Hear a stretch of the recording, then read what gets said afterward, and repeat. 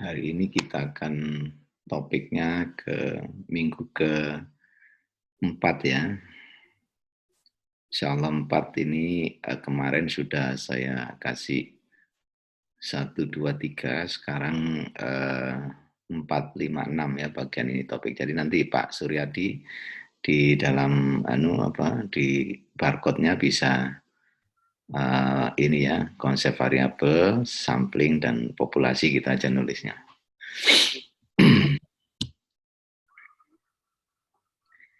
Baik, kita mulai dari sampel. Nanti kalau di tengah-tengah ada pertanyaan silakan, tidak usah menunggu selesai ya. Jadi saya akan bicara, silakan teman-teman nanti kalau ada pertanyaan bisa disela, karena saya melihat di sini kalau ada yang di layar saya itu saya sisakan wajah satu orang ya. Saya tidak melihat semuanya, tapi nanti kalau ada yang bicara saya melihat yang berbicara itu. Baik, kita mulai dari apa itu sampel, apa itu variabel dulu, baru nanti sampel dan populasi. Jadi di dalam penelitian itu ada variabel. Variabel itu berlaku bagi penelitian kuantitatif. Kalau kualitatif tidak mengenal apa itu variabel, yang dikenal ada konsepnya ya, konseptual atau satu yang konsep yang diajukan gitu. Kalau variabel itu penelitian kuantitatif.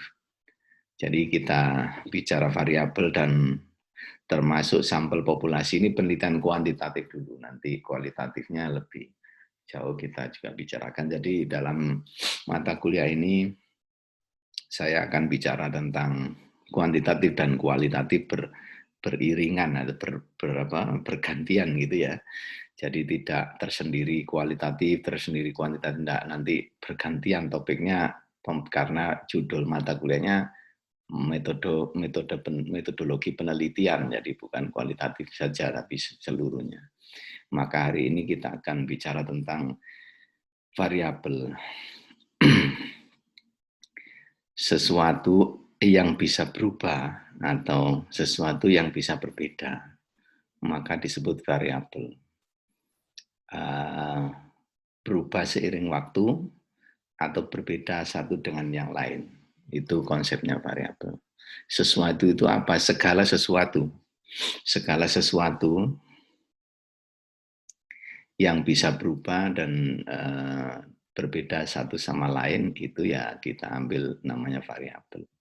Sehingga kalau variabel itu dipakai untuk penelitian, nah apakah mana variabel yang dipakai untuk penelitian, layak dan tidaknya variabel itu dipakai penelitian itu nanti masalah visibilitas ya. Visibilitas itu kemungkinan bisa dilakukan apa enggak, itu visibilitas. Jadi semua di dunia, semua yang kita lihat ini itu variabel ketika bisa berubah dan berbeda.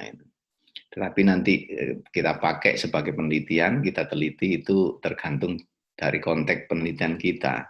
Bisa enggak itu dipakai gitu dalam penelitian. Itu masalah lain ya. Makanya kita cari dulu variabel yang sejalan dengan penelitian ya. Jadi seperti contoh ini, saya kasih contoh ya. Kemampuan berbahasa bisa berubah enggak? Iya, dia bisa berubah. Berbeda enggak satu orang sama yang lainnya? Iya, betul, bisa berubah. Berbeda satu orang. Satu orang bisa bahasanya bagus, satunya enggak bagus. Berbeda berarti kan. Maka kemampuan berbahasa disebut variabel. Gender berbeda dengan satu dengan yang lain, iya. Berubah seiring waktu, tidak. Berarti dia mengikuti kriteria yang pertama, berbeda saja. Kalau berubah sering waktu ya gender ya enggak bisa berubah kan, karena gender laki-laki sudah laki-laki, perempuan sudah perempuan. Kalau ada apa, itu ada yang berubah, tadinya perempuan waktu kecil sekarang jadi laki-laki waktu besar, nah itu masalah lain. Itu kalau di penelitian kualitatif namanya anomali kan, sesuatu yang dikejar kenapa terjadi tidak sama dengan yang lainnya gitu. Tapi dalam konteks penelitian kuantitatif kita tidak berbicara anomali, kita berbicara yang umum-umum ya, yang common sense, yang apa? Yang memiliki pengertian kolektif yang tidak berbeda dengan yang lain, artinya yang normal gitu. Jadi gender berarti termasuk variabel. Maka di dalam membuat variabel itu ada dua definisi. Karena variabel itu sesuatu yang konsep juga sesuatu yang operasional. Jadi definisi konsep itu definisi yang diambil dari beberapa ahli ya di dalam buku. Jadi tentu setiap ahli itu punya perbedaan definisi. Jadi di dalam ilmu pengetahuan itu setiap mazhab itu punya sudut pandang lain dalam melihat satu hal yang berbeda dengan mazhab yang lainnya. Nah, ketika berbeda sudut pandang atau berbeda persepsi, maka dia punya definisi yang berbeda pula. Nah, inilah yang membuat satu definisi itu berbeda-beda. Di dalam mendefinisikan ilmu, itu kita tidak boleh mengikuti definisi yang umum di kamus. Gitu. Itu tidak boleh. Karena definisi umum itu definisi orang awam. Jadi misalnya kita mau mendefinisikan tentang kemampuan berbahasa tadi, itu tidak boleh melihat kamus. Kalau melihat kamus ya kemampuan orang awam melihat. Maka kalau kita mendefinisikan secara ilmu berarti kita melihat definisi apa yang disampaikan pendahulu atau orang lain yang punya mazhab gitu ya. Istilahnya kan frame of work, frame of thinkingnya, frame berpikir, apa namanya, kerangka berpikir itu apa dia dari siapa gitu, dari mazhabnya siapa. Makanya sanatnya, istilahnya sanat dari keilmuannya harus miliknya siapa harus tahu, harus konsepnya siapa harus diambil dari sesuatu atau dari mata tertentu. Itu namanya definisi. Nah, definisi konsep namanya itu ya. Kemudian kalau sudah, nah cara membuat definisi konsep itu bisa terjadi dua definisi digabung atau beberapa definisi digabung atau satu definisi saja. Itu terserah kedalaman Anda. Jadi kalau Anda ingin mendalami lebih banyak, lebih dalam berarti Anda bisa menggabungkan konsep definisi dari beberapa ahli ya, artinya dari beberapa buku. Kemudian kita masuk ke definisi operasional. Apa itu definisi operasional? Kemarin ketika kita bicara tentang penelitian kuantitatif, kan ada namanya indikator atau sesuatu yang konkret ya. Karena di dalam penelitian kuantitatif, positivis kemarin, ilmu yang paradigma ilmu positivis itu tidak mengakui yang tidak nyata gitu ya, tidak indrawi.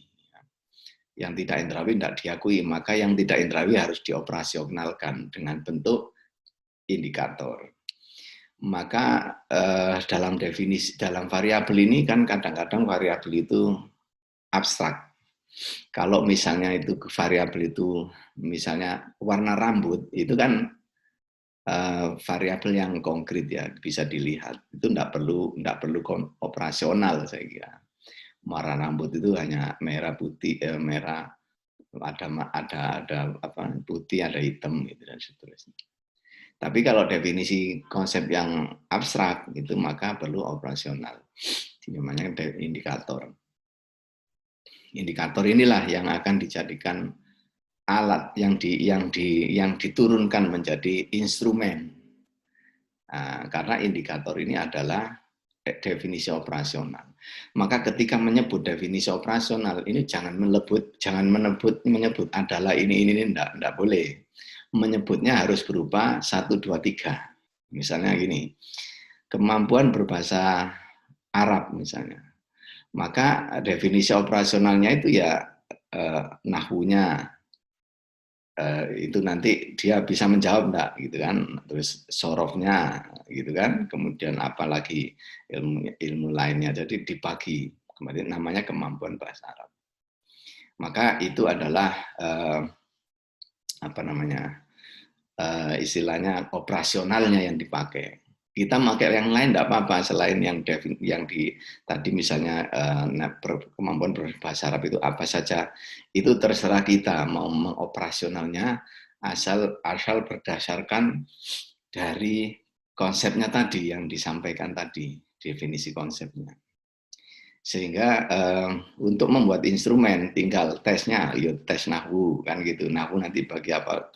Kan topiknya banyak itu, maksudnya per topik itu nanti di sub indikator lagi. Misalnya bagian apa namanya fiil, bagian apa namanya misalnya ada kata kerja misalnya, bagian isim kata benda, terus kemudian fiil kata apa, menguasai itu enggak dia, nah, misalnya gitu, atau yang lain indikatornya bisa aja, itu tergantung pada definisi kita. Gitu.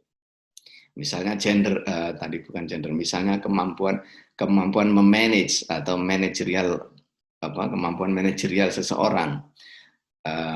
Setelah mengambil dari buku, maka didefinisikan ini, kemudian ternyata operasionalnya menurut buku itu adalah kemampuan memimpin misalnya, atau kemampuan atau namanya perilaku bisa juga di situ. Nah itu semua itu nanti dijadikan indikator namanya.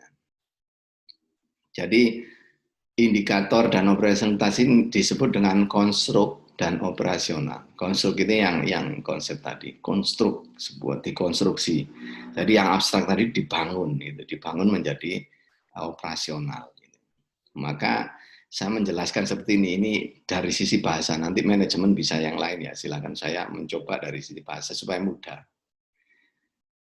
Kemampuan berbahasa Inggris ini adalah variabel. Konstruknya berarti kalau saya bilang konstruknya berarti apa tadi? Definisinya, definisi konstruknya, definisi konsepnya. Kemampuan berbahasa yang berada di setiap orang, setiap benak orang. Ya, berarti konstruknya itu kemampuan berbahasa. Operasi nanti ini bisa macam-macam menurut beberapa ahli kan itu. Operasionalnya apa? Kita lihat, kita pakai apa operasional yang bisa nyata dilihat. Nilai saat mengikuti tes bahasa Inggris. Maka nilai itu masih kabur, nilai pun masih kabur karena nilai itu belum merefleksikan kemampuan secara tepat. Gitu.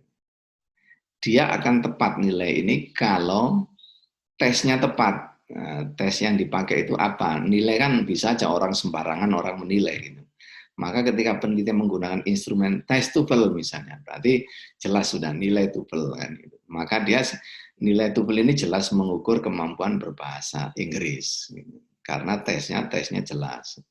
Kalau orang yang menilai, siapa yang menilai, semua yang menilai kan tidak jelas ini kan. Nilai menurut siapa? Dia pandai apa enggak kan tidak jelas masih. Nah, ini operasional sudah. Nah, ketika menjadi tes TOEFL berarti tes TOEFL inilah kisi-kisi atau bagian-bagian aspek-aspek di tes TOEFL ini namanya operasionalnya. Sehingga bisa dilihat angkanya. Angka itu kan bisa indrawi sudah kan. Angka dinilai itu indrawi, maksudnya orang bisa melihat 90, oh ini 80 dan seterusnya. Itu kemampuan kemampuan itu kan abstrak dikonkretkan. Makanya kadang orang yang saya tidak percaya itu dia dapat 90 bahasa Inggrisnya. Nah, berarti yang bermasalah bukan indrawinya, bukan masalah operasionalnya, tapi yang bermasalah adalah tesnya. Tidak dipercayakan karena tesnya mungkin, karena dia tidak percaya karena tesnya mungkin tidak merefleksikan dan seterusnya. Nah, sekarang variabel ini ada variabel bebas dan variabel terikat. Ini yang perbedaan besar. Nanti ada simpangan atau sempalan atau bagian-bagian dari variabel. Tapi pada intinya variabel itu pasti ada dua ini yang perbedaan yang paling besar. Variabel bebas, variabel terikat. Ini Anda harus tahu, harus hafal. Kalau tidak tahu nanti S2 kalau tidak tahu variabel nanti diketawakan orang. Jadi variabel bebas ini variabel yang mempengaruhi karena dia bebas, mampu mempengaruhi. Ya. Dia tidak menunggu siapapun, dia mempengaruhi penyebab istilahnya kan. Kalau variabel terikat ini dia dipengaruhi karena itu dia terikat karena tergantung yang mempengaruhi kan gitu. Itu saja bahasa enaknya, bahasa mudah diingat gitu ya. Jadi variabel bebas itu variabel yang menjadi sebab terjadinya pengaruh atau yang mempengaruhi. Yang terikat itu adalah variabel yang dipengaruhi atau akibat dari pengaruh. Nah, itu secara bahasa halusnya atau secara bahasa lugasnya. Ada lagi namanya, nah ini bagian-bagiannya kecil. Variabel moderasi atau moderator. Variabel yang mempengaruhi bisa memperkuat atau memperlemah. Jadi nanti misalnya gini, ada variabel ini ya, variabel penghasilan, gaya hidup, harapan hidup. Penghasilan, budaya lingkungan, hidup. Nah, ini misalnya. Penghasilan ini variabel yang mempengaruhi gaya hidup, ya kan? Berarti ini variabel bebas. Gaya harapan hidup adalah variabel terikat. Tapi di antara ini ada namanya gaya hidup. Nah, gaya hidup ini mempengaruhi harapan hidup juga. Dia akan ini mediasi kita. Nanti yang moderasi yang bawah ya. Ini dulu aja yang ini. Penghasilan dan gaya hidup dipengaruhi yang dipengaruhi adalah gaya hidup. Yang mempengaruhi penghasilan. Maka ada di tengah-tengahnya namanya lingkungan budaya lingkungan. Ini memperkuat penghasilan ke gaya hidup atau memperlemah. Nah, jadi hubungan antara variabel yang ini, independen atau yang bebas dengan yang dependen ini, bisa ditentukan diukur oleh peneliti sehingga ini mengukurnya akhirnya menjadi apa namanya dimoderasi. Dimoderasi itu apa ya ditengahi ya. Karena ada apa namanya kalau menengahi Islam moderasi, Islam moderasi Islam gitu ya. Ada istilah sekarang kan moderasi Islam itu menengahi. Jadi menengahi ini artinya dia bisa di tengah-tengah ini bisa ke sini lebih cepat atau lebih lambat tergantung ini budaya. Maka ini disebut namanya moderasi, model moderasi atau moderator model moderasi apa variabel moderasi ya. Ada namanya variabel intervening atau mediasi. Moderasi sama mediasi beda ya. Kalau moderasi tadi tengah-tengah itu, kalau ini memediasi. Nah, ini memediasi ini yang atas ini memediasi. Sebenarnya ini mirip-mirip, nanti tergantung pada penelitian sebelumnya ya, cara mencarinya itu. Variabel yang secara teori itu mempengaruhi hubungan ini, tetapi tidak dapat diukur dan diamati ya. Istilahnya agak susah gitu ya, artinya penghasilan dan harapan hidup itu dimediasi, maksudnya dia ini tergantung pada ini, dia yang penghasilan kesininya itu tergantung pada ini. Kalau yang ini tadi tidak tergantung, tapi dia mempengaruhi di tengah-tengah gitu, mengganggu, bukan mengganggu ya, bisa apa istilahnya menemani gitu ya, menemani perjalanan dari pengaruhnya ini. Tapi kalau ini adalah membantu atau mencegah gitu. Misalnya gini, penghasilan ini kalau tidak ada gaya hidup, dia lurus saja ke sini cepat. Ini lebih tinggi di pengaruhnya, lebih kencang. Tapi karena ada gaya hidupnya dikendalikan, maka penghasilan ini bisa harapan hidupnya lebih tipis karena ada gaya hidup dan seterusnya. Itu nanti apa namanya mencari apakah ini moderasi, apakah ini di sini apa di sini, itu adalah penelitian sebelumnya yang berbicara. Misalnya saya kasih gini, gaya hidupnya saya taruh di sini Pak, yang penghasilan di sini, karena beberapa penelitian penghasilan dan gaya hidup ini gaya hidupnya yang menjadi penyebab. Nah, itu maka bisa mengubah kita. Nah, tergantung pada apa yang kita lihat di penelitian sebelumnya yang terjadi. Kita ini kan kalau di penelitian kuantitatif ini kan mau memverifikasi kan, membenarkan yang sudah diteliti orang kan gitu, namanya hipotesis itu. Jadi bisa seperti ini ya, misalnya working diversity, workforce diversity ini enggak perbedaan keragaman tenaga kerja misalnya. Kemudian sinergi kreativitas, kemudian di sini efektivitas dari organisasi berjalan misalnya. Nah, ketika organisasi ini berjalan dipengaruhi oleh keragaman tenaga kerja tadi. Keragaman kerja ini menjadi efektivitas organisasi, bila sinergi kreativitasnya ini kencang, maka ini mengantar ke sini lebih cepat. Ini namanya mediasi tadi. Kalau moderasi yang ini, managerial expert. Jadi tenaga kerja, keragaman tenaga kerja itu akan bisa mempengaruhi efektivitas organisasi bila di tengahnya ada keahlian memanage atau manajerial, keahlian manajerial. Tidak di tengahnya, artinya dia berjalan bersama-sama nanti diiringi, ditemani oleh ini. Maka bisa lebih cepat atau lebih lambat. Sama saja ininya ya, jadi perjalanan seperti itu. Atau ini kalau Anda S2 mau tertarik di model-model seperti ini, jangan satu-satu gitu, tapi dua ininya, tiga bisa lebih gitu ya. Yang variabel di sini lebih gitu. Lebih dari satu, yang sini bisa satu aja. Kalau ini dua, ini nanti konsekuensinya adalah statistiknya lebih tinggi daripada ANOVA gitu, daripada korelasi korelasi regresi lebih tinggi dia. Di atasnya korelasi regresi. Makanya biasanya ininya lebih dari satu, ini satu aja. Tapi ada ini, ada tengah-tengahnya, ada baik itu moderasi maupun mediasi. Jadi variabel. Nah, ini juga bisa hubungan seperti ini antara kinerja dengan kepribadian dan stres. Ya. Nah, nanti ada stres ini di tengah-tengah. Ya. Jadi ini ada kelompok individu, kelompok organisasi, ekstra organisasi, kelompok ini dan seterusnya. Ini Anda bisa terapkan dalam apa namanya di manajemen ya, manajemen. Terus ada lagi yang disebut dengan variabel kontrol. Variabel kontrol ini variabel yang mengontrol, artinya yang memastikan, yang menyaring bahwa pengaruh itu memang berasal dari variabel bebas. Jangan sampai pengaruh ada orang lain, ada variabel lain yang mempengaruhi yang kita tidak tahu.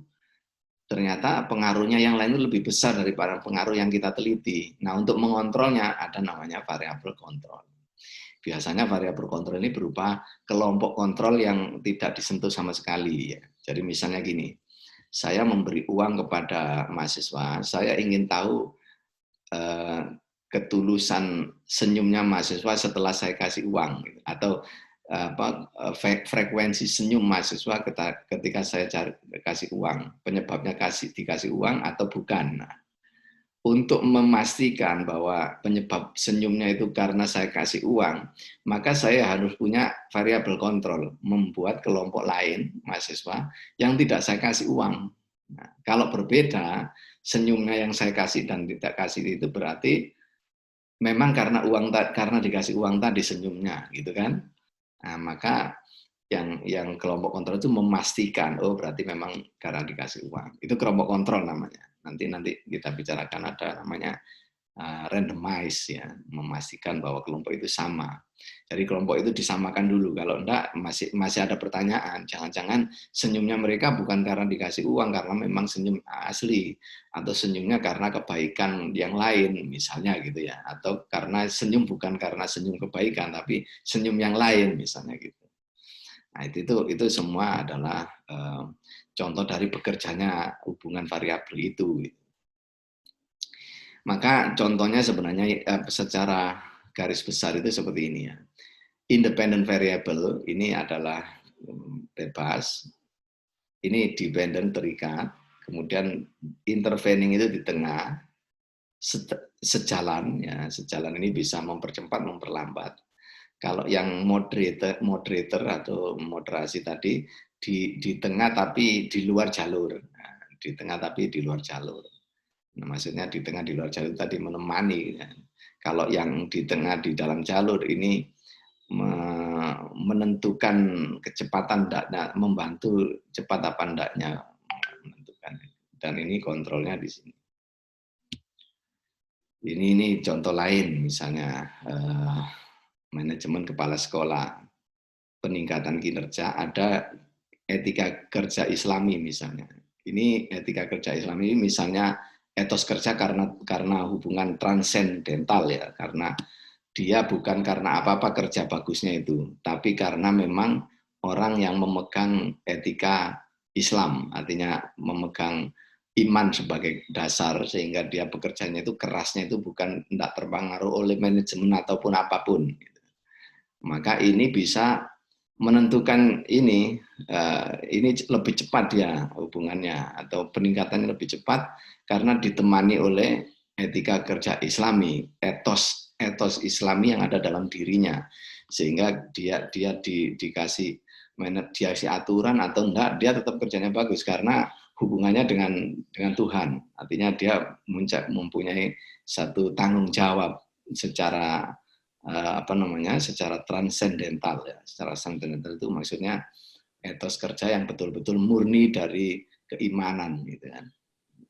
Jadi misalnya di manajemennya dikasih ini dia tidak pengaruh gitu. Maka ini bisa mempercepat gitu. Sama dengan lingkungan budaya. Nah, tapi lingkungan budaya ada di luar dia misalnya. Lingkungan budaya ini karena budayanya, kalau misalnya gini, ada sekolah itu sudah budayanya bagus, lingkungan budayanya bagus, maksudnya semua orang bekerja sesuai aturan. Kemudian yang mau tidak sesuai aturan itu jadi malu kan. Berarti karena lingkungan budaya, bukan karena etika kerja tadi yang transendental tadi, bukan, tapi karena dia memang tidak mau melawan arus karena semua baik gitu. Itu bisa dibuktikan ketika ditaruh di tempat yang bekerjanya jelek. Kalau ngikut berarti dia masalahnya itu masalah lingkungan kerja, bukan karena etosnya tadi, tapi peningkatan kinerja itu karena lingkungannya. Sama jangan cerita begini kan, orang bule, orang barat itu luar biasa disiplinnya katanya gitu kan, tapi tidak semua. Maksudnya kenapa luar biasa disiplin? Karena di lingkungannya dia, tempatnya dia hidup, itu disiplin. Budaya disiplin sudah ada gitu. Tapi ketika orang bule itu ditaruh di Indonesia, dia sama dengan kita. Karena apa? Karena bukan transendental yang disiplinnya itu bukan karena tanggung jawab ilahi, tanggung jawab kepada ilahi, kepada Tuhannya, tetapi karena mengikuti mengikuti kebiasaan lingkungan atau budaya yang ada di sekitarnya gitu. Maka ketika orang bule ada di Indonesia selama bertahun-tahun, sama dia merokok di jalan, kemudian melanggar lalu lintas biasa. Itu contoh real ya.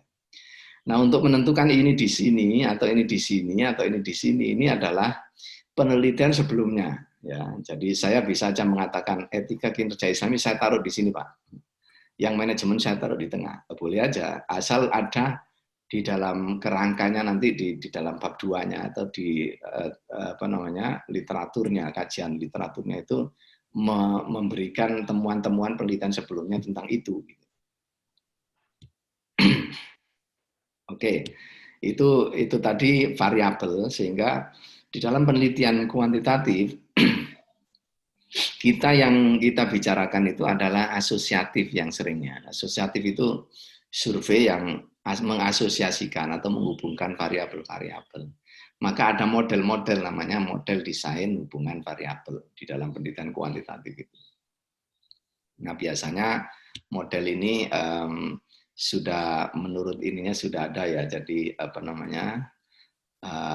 trennya, polanya sudah ada. Pola sederhana ya ini aja, ini dia satu biasanya kan, X dan Y ya, hubungan misalnya tadi kan hubungan manajemen kepala sekolah dengan kinerja guru misalnya, itu berarti 2 aja kan. Atau X1, X2, X3 dengan Y, tapi modelnya seperti ini, sederhana berurutan. Nah, ini tadi jadi moderasi dia, jadi mediasi kan, tapi berjenjang gitu. Nah, ini bisa seperti itu. Atau pakai yang ini berganda. Ini berganda ini ke bawah ya. Jadi misalnya ini tadi manajemen kepala sekolah ini kinerja Islami misalnya, dijadikan disejajarkan, bukan dipakai seperti mediasi, tapi disejajarkan dengan kinerja guru, performan guru atau kinerja guru misalnya. Nah, itu bisa S2 bisa itu. Kalau ini S2 ini juga lebih baik, tapi S3 juga bisa lebih kompleks lagi, tapi S2 ini bisa seperti ini. 1, 2, 3, ininya variabelnya ini 1. Tapi S2 jangan seperti ini. Ini kalau ini terlalu ya. Kalau seperti ini S2 mungkin tidak akan disetujui pembimbing Anda, terlalu sederhana. Oke. Atau terbalik, yang X-nya 1, ininya 2. Atau berganda yang kompleks ya. Dua-dua tapi 1, 3, 1 tapi model hubungannya seperti ini. Atau model seperti ini tadi, ini namanya moderasi atau apa mediasi tadi masuk di sini. Sehingga kekomplekan hubungan antar yang dicari kan begini. Tujuan dari penelitian yang model seperti ini di kuantitatif yang asosiatif itu adalah mencari faktor ini, tujuan utamanya tetap di sini. Hal yang kita jadikan urusan yang penting itu di sini. Kita mencari apakah ini bisa memprediksi ini gitu loh. Nah, itu kalau model seperti ini. Jadi ini namanya prediktor. Di dalam prediktor itu yang menentukan, yang memprediksi, yang menyangka ya, prediksi itu apa, menyangka ya. Yang menyangka akan ini baik apa tidak, itu sangkaannya atau yang tersangkanya yang dianggap bisa mengangkat itu faktor-faktor ini gitu. Atau faktor yang ini tadi X tadi kan. Berarti yang urusannya, yang cerita di latar belakangnya cerita ininya yang jadi cerita, ini jelek, karena jelek maka dicari penyebabnya gitu loh. Kalau ini baik sekali dicari penyebabnya gitu, maka di sini ada X ini gitu. Jadi istilahnya kan, kalau istilahnya gini, kalau ada satu manajemen atau ada kinerja, manajemen itu kan jembatan saja kan. Manajemen itu membuat segala sesuatu hasilnya baik kan gitu. Untuk apa tujuan dari mengetahui manajemen atau mencari manajemen atau memanajemeni sesuatu? Ya tujuan goal akhirnya supaya baik kan gitu. Maka kalau goal akhirnya itu baik, kalau goal akhirnya tidak baik maka dicari penyebabnya yang sebelum-sebelumnya yang terjadi apa gitu. Di situ prediktornya. Maka ketika ditemukan memang ini arah-arah ini punya angka yang tinggi untuk menuju pendukungan ke sini, ke Y-nya, berarti yang kalau arahnya tinggi di sini, berarti yang sini yang dikuatkan, digenjot. Ya, istilahnya diberi treatment, diberi penguatan. Ya misalnya contohnya kan kalau kita mau tadi manajemen mau mengejar kinerjanya guru. Nah, kinerja guru ini penting, kenapa? Karena untuk siswa kan gitu. Maka kinerja guru, maka dilihat ternyata ada manajemen kepala sekolah yang menjadi faktor penting, maka kepala sekolahnya yang diurusi kan gitu. Supaya prediktor, supaya membuat satu istilahnya digenjat sini, di sana naik gitu loh. Nah, kan gitu angka menaikkan di permainan kuantitatif kan begitu kan. Ini dinaikkan angkanya, dia naik. Ini kalau turun, dia ikut turun gitu. Maka untuk naik angka di sini apa yang dikerjakan? Nah, ini yang dikerjakan adalah di sini kepala sekolahnya misalnya. Atau tadi kalau misalnya angka dari etika kerja Islaminya itu kuat, berarti ini tinggi angkanya untuk ke sini misalnya. Kalau di sini tadi misalnya, berarti dikuatkan etika kerja Islaminya, dikasih berarti dikasih ceramah-ceramah tausiah, dikasih ilmu-ilmu tentang keagamaan, sehingga orang yang bekerja ini menjadi menjadi keimanannya bertambah, akhirnya dia menjadi pekerja keras dan menghasilkan satu kinerja yang bagus kan gitu. Nah, itu semua adalah implikasi nanti setelah ketemu gitu ya. Mungkin bertanya masalah tadi kan rata-rata kalau nggak variabel X-nya 1 atau 2, Y-nya 1. Atau terbalik kan tadi, atau variabel X-nya 1, Y-nya 2 yang dipengaruhi. Kira-kira kalau misalnya dalam suatu penelitian, Pak, bisa nggak X-nya misalnya 2, tapi Y-nya juga 2 gitu, atau X-nya 2 atau Y-nya 3 gitu, Pak? Bisa aja, itu makanya saya tadi kan berbicara, itu tergantung kepada kita mau merancang seperti apa, terus penelitian sebelumnya seperti apa. Jadi untuk menentukan kita ini masalah berapa variabelnya, hubungannya, seperti apa polanya. Itu yang menentukan adalah kita hasil dari track pelacakan penelitian sebelumnya. Ya, jadi makanya penelitian sebelumnya itu dibaca dulu. Jangan sampai gini, jangan sampai kita merancang pola tadi kebalik. Maksudnya kebalik itu yang biasanya ada di variabel bebas, Anda taruh di variabel terikat gitu. Artinya semua penelitian yang ada itu dia masuk variabel bebas, tapi Anda memasukkan ke variabel terikat. Itu berarti itu salah tempat ya. Artinya digugat orang bisa itu, digugat. Maksudnya digugat kalangan akademisi bahwa oh enggak, sebenarnya ini kan dia posisinya sebagai variabel Terikat misalnya atau ya. bebas gitu, Pak ya. Jadi itu semua yang menentukan adalah tracking atau pelacakan Anda kepada penelitian sebelumnya. Makanya perlu sekali setiap penelitian, terutama yang kuantitatif ini perlu sekali penelitian yang sama, yang pola hubungan itu yang ada apa variabel-variabelnya itu sebelumnya. Sebelum itu maksudnya yang terbaru sampai yang lama gitu. Yang lama ya 5 tahun, 10 tahun lah. Tapi kalau yang terbaru itu ya 3 tahun gitu. Nah, itu Anda harus tahu. Kalau enggak tahu nanti itu tadi keliru salah tempat di variabelnya tadi yang dikhawatirkan kan.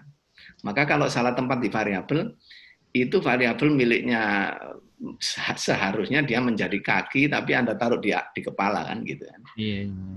Maka kesimpulannya enggak bunyi nanti. Bunyi akan ditentang oleh teori yang sudah mapan gitu. Iya, siap. Terus Gitu. Pak, salah satunya seperti ini Pak. Misalnya kan ada suatu penelitian. Contohnya misalnya apa namanya penerapan reward untuk kedisiplinan siswa. Terus yang kedua penerapan punishment untuk kedisiplinan siswa. Nah, itu kan berarti X-nya 1, Y-nya 1. Terus yang kedua X-nya 1 juga Y-nya 1. Kalau misalnya ini kita gabungkan berarti penerapan reward dan punishment untuk kedisiplinan siswa dengan sekolah yang sama. Ini termasuk sebuah penelitian baru juga bisa dikatakan seperti itu, Pak? Iya, baru secara metodologi. Oke. Ya, Walaupun ya tempatnya juga sama, Pak ya? sama. Yang tadinya kalau Anda yang memakai yang pertama, yang Hmm? satu-satu tadi, Hmm? kan Anda memakai korelasi bivarian saja kan, Iya, artinya iya, betul, betul. korelasi dua aja, mungkin Nah, row Spearman saja kan. hmm. Artinya alat statistiknya beda. Ketika Anda gabungkan, berarti Anda regresi, ya kan? Hmm. Nah, ketika alat statistiknya itu beda, istilahnya pisaunya lebih tajam yang regresi gitu. Jadi kita memakai barang yang sama, tapi pisaunya beda. Itu sudah beda menurut penelitian. Sehingga nanti kalau misalnya, Pak, saya dulu punya beberapa, atau saya melihat beberapa teman S1 ada 3 tesis yang variabel bebasnya beda, tapi variabel terikatnya sama. Saya satukan, Pak. Ya enggak apa-apa, itu kan jadi Anda memakai pisau yang beda, yaitu regresi kan gitu. Oke. Itu sah-sah saja, Pak ya? Sah saja dan itu apa namanya sudah jadi perbedaan, sudah berbeda namanya. Oke, siap. Terima kasih banyak, Pak. Eh, Alhamdulillah. yang lain nggak ada. Kalau nggak ada saya lanjut ke populasi ya.